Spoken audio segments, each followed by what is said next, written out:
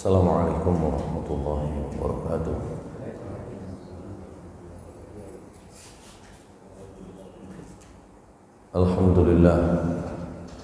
Alhamdulillahilladzi arsala rasulahu bil huda wa dinil haqqi liyudhhirahu 'alad dini kullih wa kafaa billahi shahida. Asyhadu an la ilaha illallah wahdahu la syarika lahu wa asyhadu anna Muhammadan 'abduhu wa rasuluhu la nabiyya ba'da. Allahumma salli wa sallim wa barik ala nabiyyina Muhammadin wa ala alihi wa sahbihi wa wala. Rabbi shrah li sadri wa yassir li amri wahlul 'uqdatam min lisani yafqahu qawli. Rabbi zidni ilma warzuqni fahma birahmatika ya arhamar rahimin.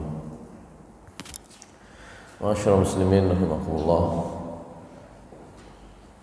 Pertama, marilah kita bersyukur kepada Allah Subhanahu wa taala atas karunia dan nikmat yang sudah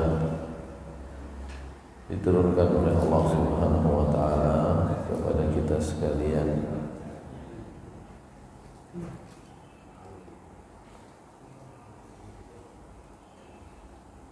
Salawat serta salam mudah-mudahan tetap tercurah kepada Nabi Muhammad SAW, kepada keluarga beliau, para sahabat dan orang-orang yang mengikuti jalan Rasulullah SAW hingga akhir nanti. Ma'asyiral muslimin rahimakumullah, kajian kita masuk di ayat 125 dan 126. Kalau selesai, sebenarnya masih ada ayat 127, 128, 129 yang merupakan rangkaian dari apa yang diceritakan oleh Allah Subhanahu wa taala tentang Nabi Ibrahim. Saya baca dua ayat saja, 125, 126. A'udzu billahi minasy syaithanir rajim. Bismillahirrahmanirrahim.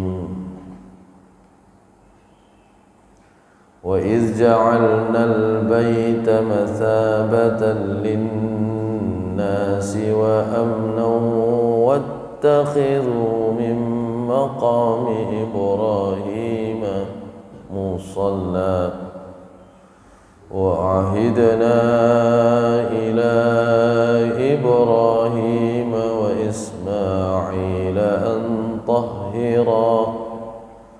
أن طهرا بيتي للطائفين والعاكفين والركع السجود.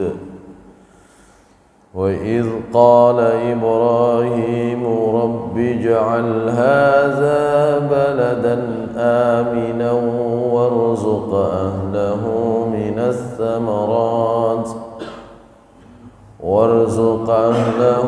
من الثمرات من آمن منهم بالله واليوم الآخر قال ومن كفر فأمتعه قليلا ثم أضطره إلى عذاب النار وبئس المصير. Shadaqallahul azim. Kita pakai tafsir Ibnu Katsir. Bagian pertama ayat ini, wa iz ja'alnal baita mathabatan linnas. Qala al-Aufi an Ibni Abbas qauluhu ta'ala wa iz ja'alnal baita mathabatan linnas yaquluna la yaqulu la yaqduna minhu watara ya'tunahu thumma yarji'una ila ahlihim thumma ya'uduna ilaihi. Kalau diterjemahkan, dan ingatlah ketika kami jadikan Baitullah, ya, Ka'bah di Masjidil Haram masabatan linnas. Napa niku artinya? Masabatan linnas apa artinya? Tempat. Dan ingatlah ketika kami jadikan Baitullah, Ka'bah di Masjidil Haram tempat berkumpul. Niku terjemahan. Tapi kata Ibnu Abbas, maknanya masabah itu bukan sekedar tempat berkumpul. Beliau mengatakan maksudnya masabatan linnas, tempat berkumpul bagi manusia itu la yaqduna minhu watara. Artinya kalau sudah ke sana itu mereka belum selesai dengan urusan mereka. Maksudnya bagaimana? Ya'tunahu, mereka datang ke sana. Tsumma yarji'una ila ahlihim, kemudian balik ke rumah. Tsumma ya'uduna ilaih, kemudian kembali lagi. Jadi masabatan linnas itu artinya tempat berkumpul manusia berulang-ulang, gitu. Makanya sing biasane sing pun rono kepingin rono maneh. Nah, itu namanya masabatan linnas. Ya. Jadi yang belum berkesempatan kepingin ke sana, yang sudah berkesempatan itu bolak-balik ke sana lagi. Itulah masabatan linnas. Makanya tidak perlu aneh kenapa kalau yang sudah ke sana kok bolak-balik. Karena Allah Subhanahu wa taala menyatakan bahwa ingatlah ketika kami sudah jadikan Baitullah, ya, itu sebagai masabatan linnas, tempat berkumpul orang-orang walaupun berulang-ulang.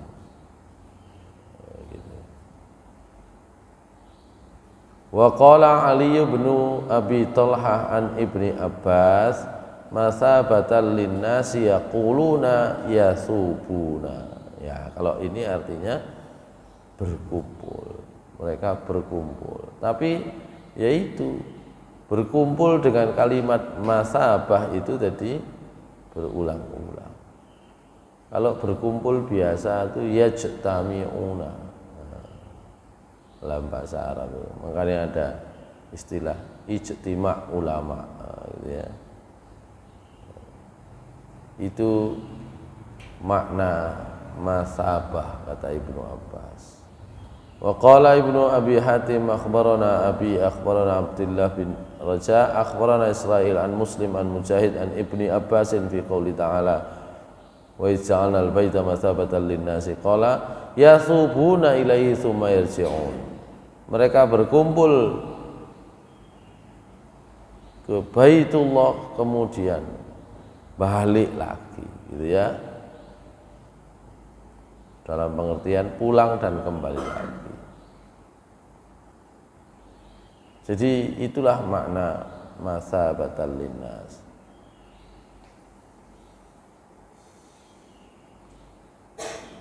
Dalam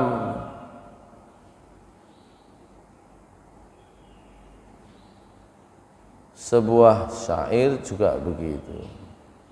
Jadi orang Arab tuh kalau mendengar ya sebuah cerita,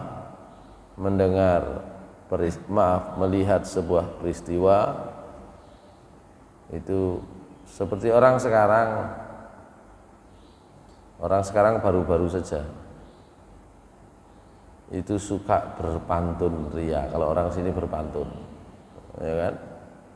Itu sekarang kalau acara-acara resmi itu banyak yang kemudian menyelipkan pantun-pantun terkait dengan bentuk pertemuannya atau topiknya, bikin pantun bersautan. Nanti MC-nya bikin pantun, pembicara bikin pantun, nanti ditutup lagi oleh yang lain bikin pantun gitu. Kalau orang Arab bikin syair.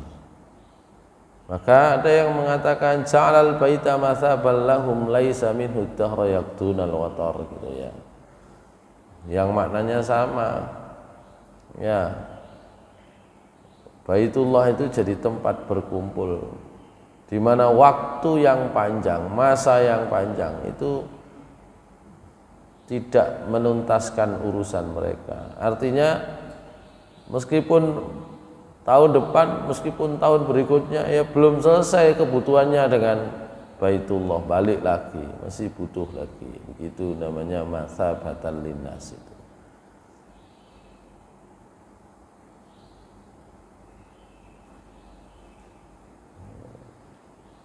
Memang ada yang mengartikan dengan arti yang sederhana dan kemudian itu jadi terjemahan yang paling mudah di terjemahan kita.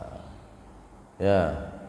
Qala Sa'id bin Jubair fi riwayatil ukhra wa Ikrimah wa Qatadah wa Atha al-Khurasani wa thabatan linnasi ai majma'an, yaitu tadi tempat kumpul. Disamakan masabatan itu sama dengan majma'an, tempat berkumpul. Tapi maksudnya kalau mengutip Ibnu Abbas tadi itu tempat berkumpul yang dikunjungi secara berulang-ulang. Yang kedua, wa amna, kata Ibnu Abbas, ai amnan linnasi. Baitullah itu juga sebagai tempat yang aman, maksudnya aman untuk manusia. Oleh karena itu ada yang menyebut wa ja'alnal baita masabatan linnasi wa amnan minal aduwi wa ayyahmila fihi silah wa qad kanu fil jahiliyah yatakhaffatun nasu min haulihim wa hum aminuna la yasubun. Jadi Allah sudah menjadikan Baitullah itu sebagai tempat berkumpul manusia meskipun mereka itu harus berulang-ulang datang ke sana. Wa amnan, dan tempat yang aman, dalam sebuah penjelasan disebut aman dari musuh, aman dari orang bawa senjata. Dan pada masa jahiliyah di sekitar tanah haram orang boleh saling tikam, saling bunuh, saling berperang. Tapi kalau sudah masuk di dalam, tidak ada yang berperang. Itu ya. Ya, itu gambarannya sekarang. Meskipun nanti Allah Subhanahu wa taala melalui Rasulullah SAW memberikan semacam gambaran. Kalau sudah di akhir zaman ya beda. Nanti di sana menjadi tempat yang terakhir disinggahi oleh sinten jenenge Dajjal sebelum hari kiamat, gitu ya. Gitu. Tapi kalau sekarang insya Allah aman. Negara sekitar itu berperang, tapi tidak di sana, khususnya di tanah haram.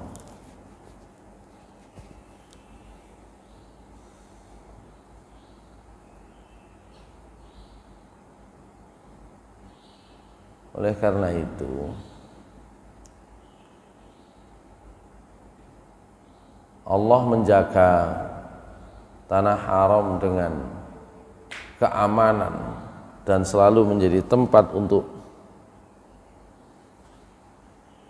dikunjungi berulang-ulang. Ya, cara sunnatullahnya maka memang proses masuk ke tanah haram itu sangat ketat sekali sampai sekarang.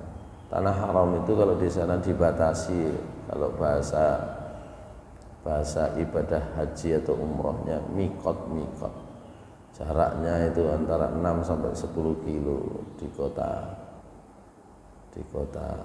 Mekah dari Masjidil Haram itu. Gitu. Dijaga ketat. Di luarnya orang boleh beraktivitas lain di luar tanah haram itu. Ya, termasuk orang-orang beragama lain itu nggak bisa masuk sampai sekarang. Begitu. Baik.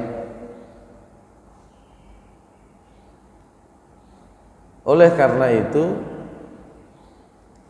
dari kandungan tafsir para ulama tentang ayat ini, maka Ibnu Katsir menyimpulkan innallaha ta'ala yadhkuru syarafal baiti wa ma ja'alahu mausufan bihi syar'an wa qadran min kaunihi mathabatan linnas.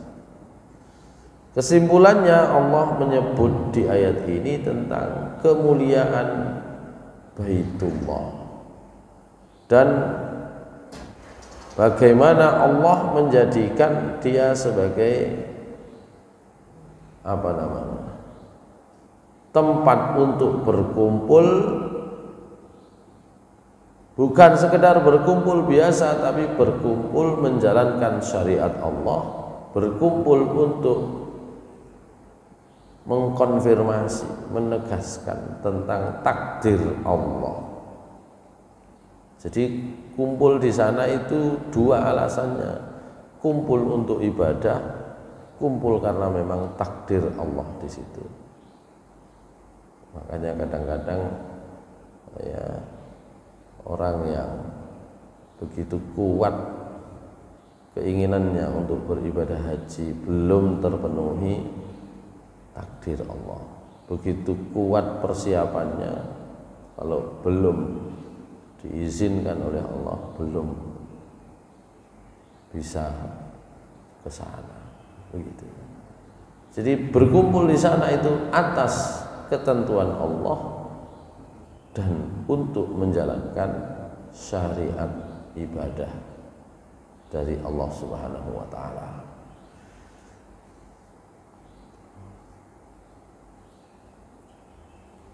Di dalam ayat lain disebut surah Al-Maidah ayat 97, ja'alallahul ka'batal baital harama qiyaman linnas. Allah menjadikan Ka'bah sebagai rumah haramnya, qiyaman linnas sebagai tempat qiyam, tempat manusia berdiri, maksudnya tempat manusia menjalankan ibadah. Ya. Dan karena itu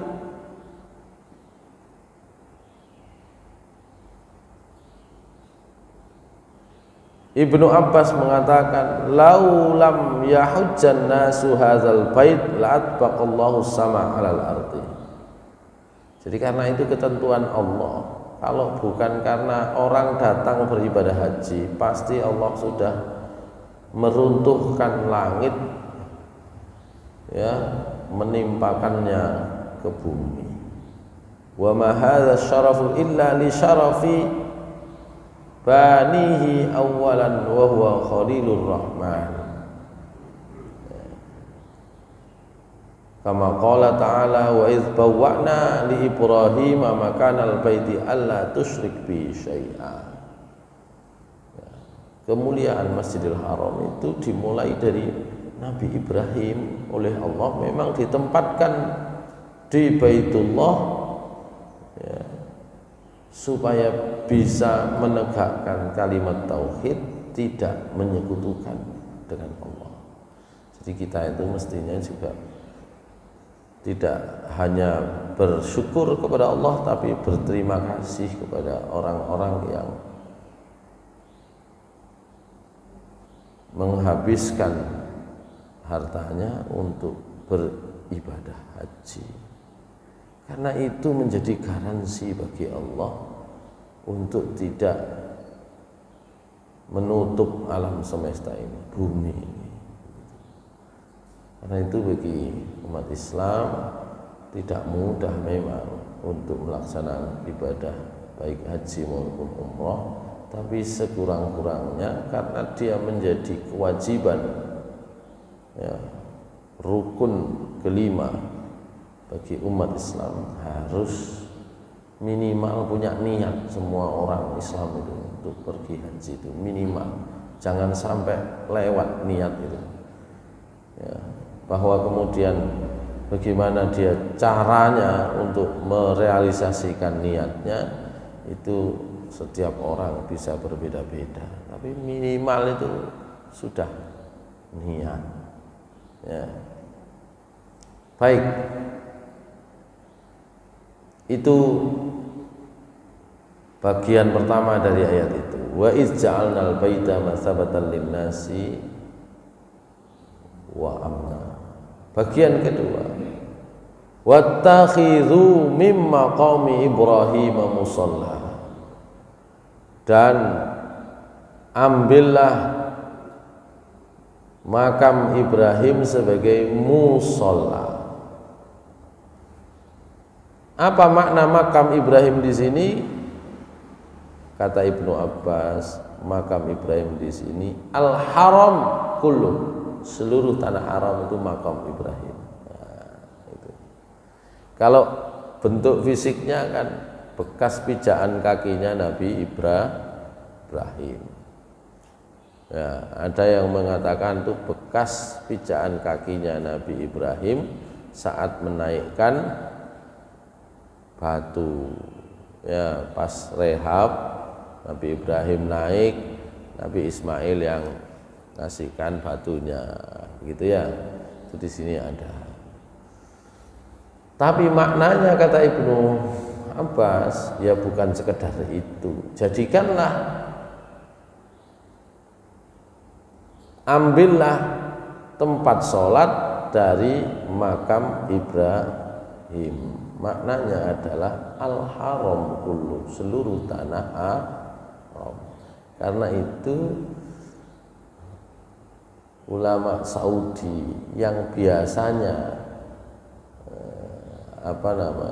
menjadi referensi di sini, ada Bin Bas, ya, terus siapa lagi,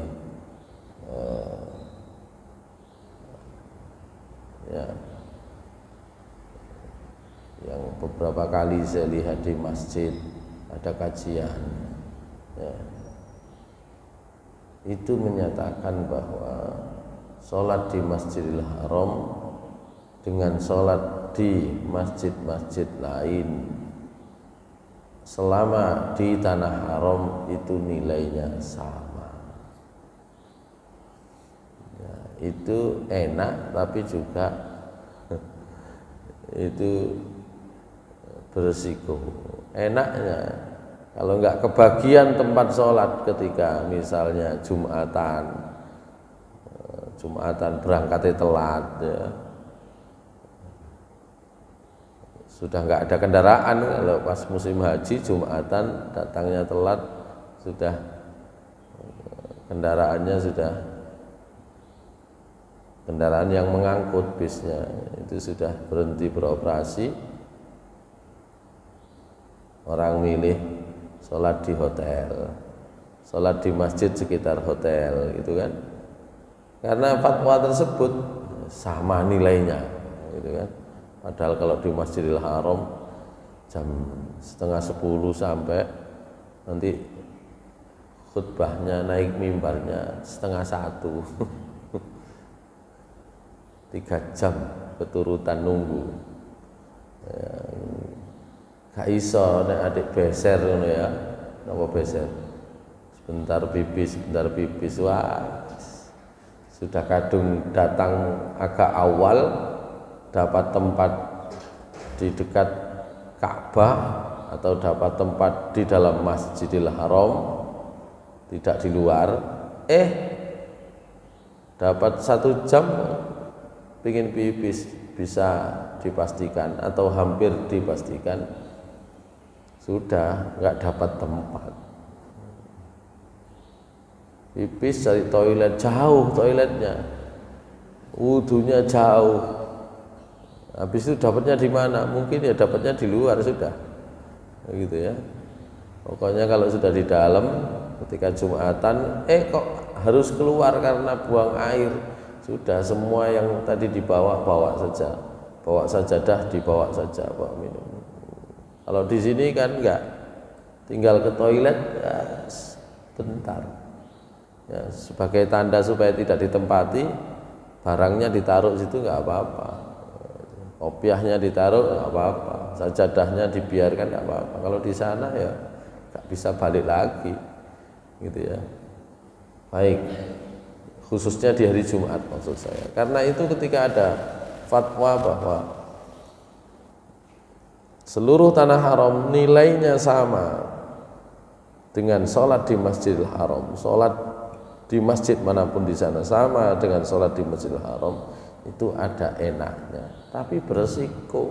Banyak yang tidak berangkat akhirnya nanti sini saja sama, di hotel saja sama, repot ini, itu kan tentu tidak sama. Meskipun ini tadi, misalnya Ibnu Abbas mengatakan sebagai tempat sholat yang memang pahalanya dilipat gandakan, itu adalah seluruh tanah haram, al-haram kullu. Jadi dibatasi di sana. Kira-kira tanah haram itu kalau muter itu ya dari Masjidil Haram itu 10 kilo itu muter lah. 10 kilo ke sana, 10 kilo ke sana, 10. Nah di sana kan ada beberapa batas kota yang itu menjadi batas tanah haram. Yang paling umum sering dipakai, paling dekat ya itu Ji'rona, kemudian Hudaybiyah, ya. Kemudian mana lagi? Itu sebagai tempat haram, tanah haram. Baik, itu yang pertama. Ada juga yang memaknai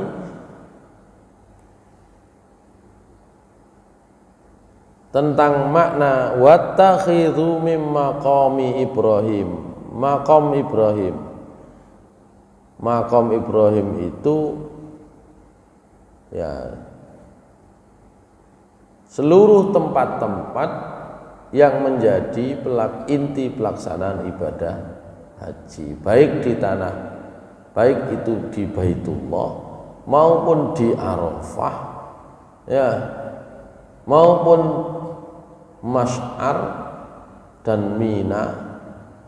Jadi mulai dari Masjidil Haram, Arafah, Muzdalifah, Mina, lempar jumrah, tawaf antara Safa dan Marwah,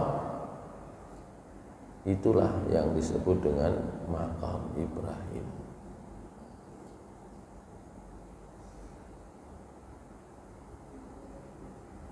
Apa ini penjelasannya Ibnu Abbas? Enggak begitu. Tapi Ibnu Abbas mengatakan Maqam Ibrahim al-hajju kulluh. Kata Ibnu Abbas, Maqam Ibrahim itu adalah seluruh tempat pelaksanaan ibadah haji. Gitu. Baik, yang kedua. Jadi yang pertama makna Maqam Ibrahim adalah tanah haram sebagai musola, artinya sebagai tempat sholat yang nilainya sama dengan Masjidil Haram. Yang kedua apa? Seluruh tempat pelaksanaan ibadah haji itulah Maqam Ibrahim maksudnya. Ini semua sumbernya dari Ibnu Abbas. Ibnu Abbas itu kan ahli tafsirnya umat Islam, ahli tafsirnya para sahabat. Ada juga yang berpendapat misalnya sahabat Sa'id bin Jubair, maqam Ibrahim itu adalah al-hajaru maqamu Ibrahim nabiyullah qad ja'alahu Allahu rahmatan fakana yaqumu alaihi wa yunawiluhu Ismail al-hijarah. Mohon maaf. Jadi kata Sa'id bin Jubair, yang disebut makam Ibrahim adalah batu yang menjadi tempat berdirinya Nabi Ibrahim. Tadi saya sampaikan ya, ketika mendapatkan uluran batu dari Nabi Ismail untuk rehab itu, ketika membangun Baitullah, Ka'bah ya, membangun dalam pengertian merehab, karena Ka'bah itu sebelumnya sudah ada. Dalam ya riwayat yang lain, pembahasan kita di Fiqhus Sunnah, Nabi SAW ditanya oleh sahabat, masjid mana yang pertama kali ada di muka bumi ini? Baitullah, Ka'bah, gitu ya.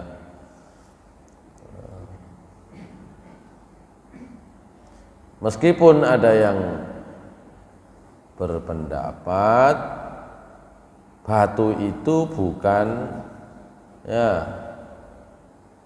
tempat berdirinya Nabi Ibrahim ketika mendapatkan uluran batu membangun Ka'bah, tapi al-hajarul ladzi wada'athu zaujatu Ismail tahta qadami Ibrahim. Itu batu yang diletakkan oleh istrinya Nabi Ismail.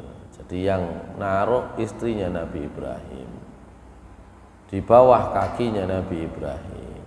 Tapi ini ada yang menganggap riwayat ini lemah, ada yang menganggap riwayat ini boleh dipakai.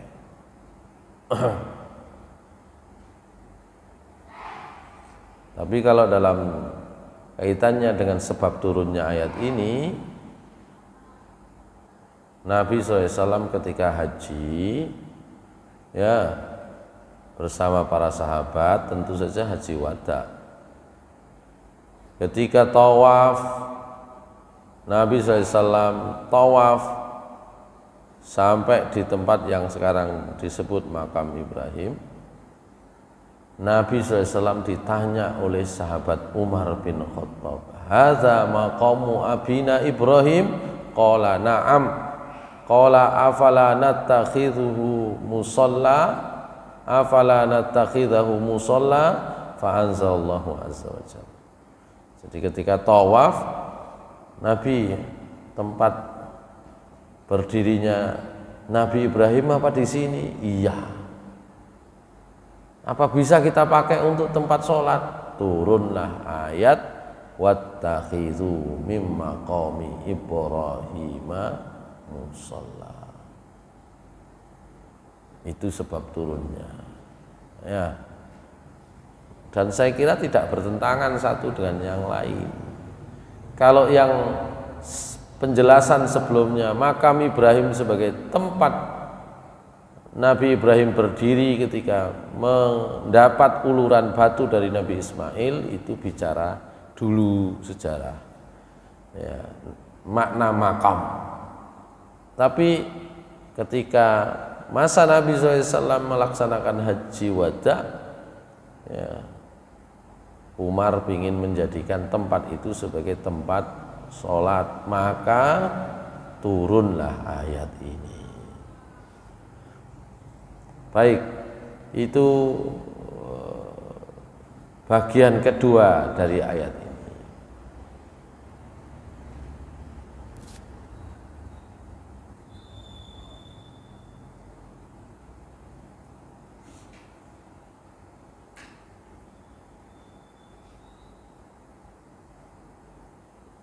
Sekarang bagian berikutnya. Bagian berikutnya Allah mengatakan wa ahidna ila Ibrahim wa Ismaila an tahhira baitiya lit-ta'ifina wal-'akifina war-ruk'is sujud.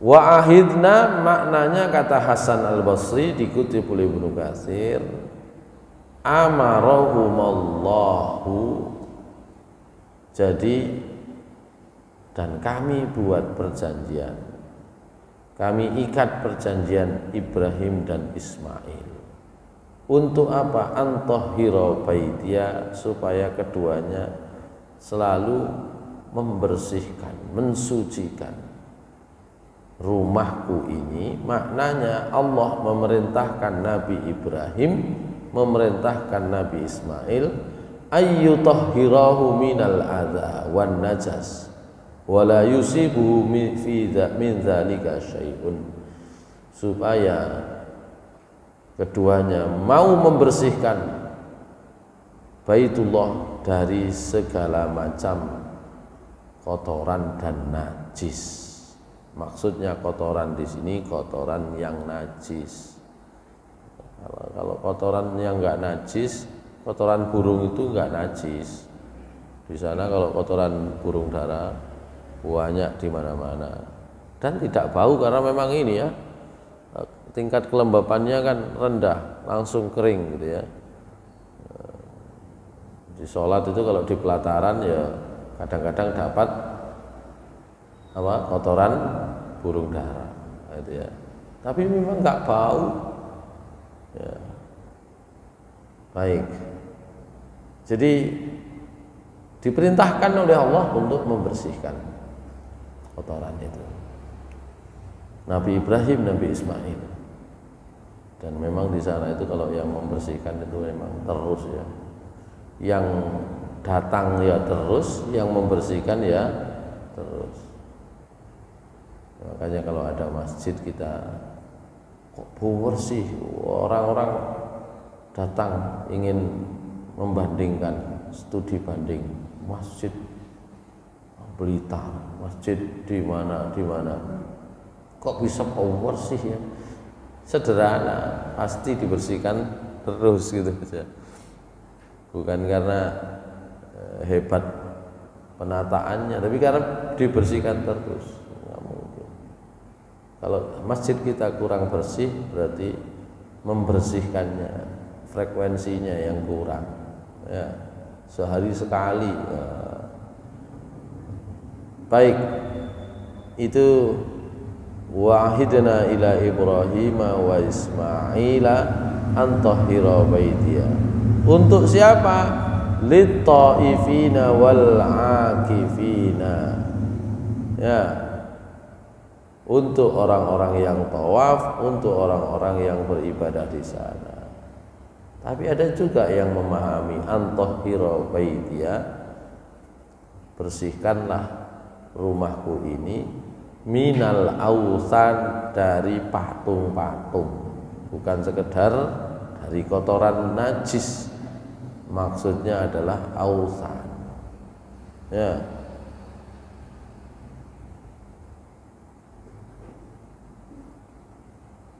Sementara sebagian ahli tafsir yang lain menyebut antahhira baitiya maknanya bila ilaha illallah minasyirki, bersihkan rumahku kalau tadi ya, untuk orang-orang yang tawaf, yang beribadah di sana dari patung-patung. Sementara sebagian lain dari para ahli tafsir menyatakan bersihkan dengan la ilaha illallah dari syirik gitu. Bersihkan apa? Syirik. Dengan apa? La ilaha illallah.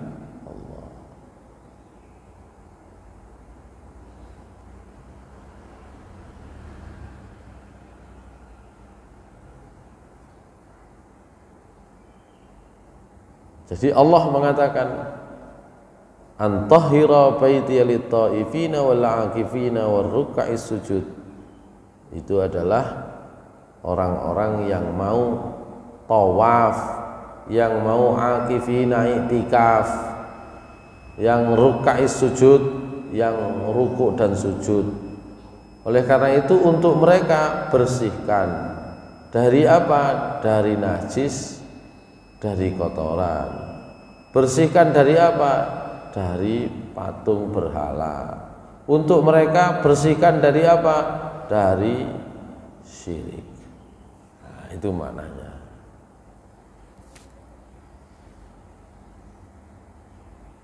Itu ayat 25. Sementara cukup hari ini satu ayat. Insya Allah kita sambung ayat berikutnya di pertemuan akan datang. Aqulu qouli hadza wa astaghfirullah li wa lakum innahu ghafurur rahim. Assalamualaikum warahmatullahi wabarakatuh.